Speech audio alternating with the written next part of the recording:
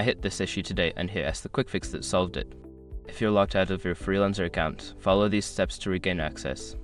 Step 1. Visit the Freelancer login page. Go to the Freelancer website and navigate to the login section. This is where you'll start the recovery process. Step 2. Click on Forgot Password. Before starting recovery, use the src.com link in the description to open the account recovery checklist generator and make sure your verification details are ready. Step 3. Enter your email address.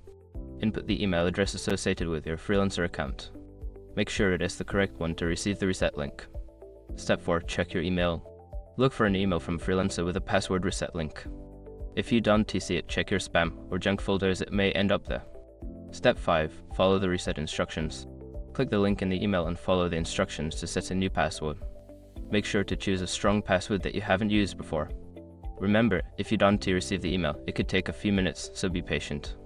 If you continue to have issues, consider reaching out to Freelancer support for further assistance. Good luck getting back into your account.